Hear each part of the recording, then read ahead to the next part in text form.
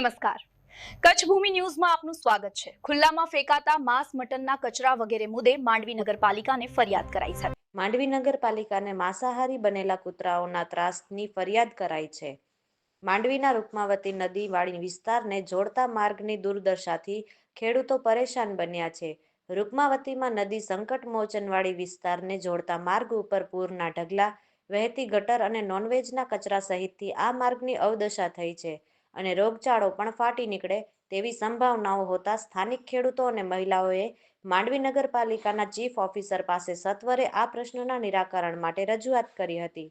મારું નામ કંચન પટેલ, રૂકમાવતી નદીની ઉપર રહેવાસી છીએ। અમે જેને નગરપાલિકામાં એટલા માટે આવ્યા છીએ કે રૂકમાવતી નદીમાં ઇટારપીર પાસેથી હનુમાનજીના મંદિરે જતો રસ્તો એટલો ખરાબ કરી નાખ્યો છે। મુમેન્ટો ત્યાં એટલું બધું ગંદરું ફેંકે છે। નગરપાલિકા વાળા કોઈ ત્યાં કાંઈ જોવા માટે નથી આવતા ને પૂરનો એટલો ગંદરાનો કચરો છે કે કોઈ દિવસ રસ્તામાં કોઈ લેડીસો જઈ નથી શકતી। નાના બાળકો અમારા સ્કૂલે જવા માટે એટલો અમને મુશ્કેલી પડે છે। આખો દિવસ કૂતરાઓ ભૂંડડાઓ એટલું ટેન્શન આપે છે કે લેડીસો ક્યાંય મંદિરે નથી જઈ શકતા, કોઈ બજારમાં કાંઈ વસ્તુ લેવા માટે નથી જઈ શકતા।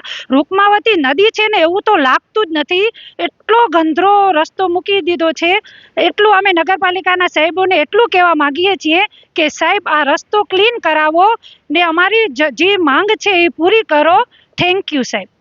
એવું બનાવ બન્યો તો પણ એક પાછળ બીજા ભાઈ આવી ગયા, એ બચાવી ગયા ને એ બધું સારું થઈ ગયું, પણ એટલે ત્યાં કૂતરાઓ માંસાહારી થઈ ગયા છે સમજો ટૂંકમાં। વિદ્યાર્થીઓને એટલે નાના બાળકો નાની સાયકલો આપતા હોય, એ સાયકલથી નીકળતા હોય ત્યારે કૂતરા એ લોકોને ઘેરી લે છે। તો લેડીઝને એક બે વાર સાડીઓ એવી પકડી લીધી, ગાડીમાં જતા હતા તમે તો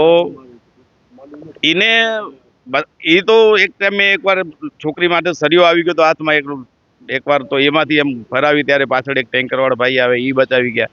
એવી રીતના એક બે વાર બચાવ થઈ ગયો છે, અત્યારે કોઈ જાનહાની એવું નથી થયો, પણ આવી રીતના બચાવ સારો એવો થયો એટલે એમ વાંધો નથી। પણ હવે એ ન થાય બીજી વાર એના માટે નગરપાલિકામાં કાયદેસર રીતે જાણ કરવા માંગતા હતા।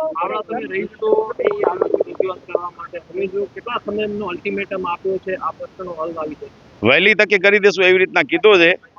આજ સાંજ સુધી અમે કરી દેશું એવી રીતના કીધો છે। અમે ગટર લાઈનનો પણ એવી રીતના કીધો છે અને જે આ કાટમાં નાખે છે એને રસ્તો અમે ક્લિયર કરી આપશું એવી રીતના કીધો છે, સાફ સફાઈ કરીને।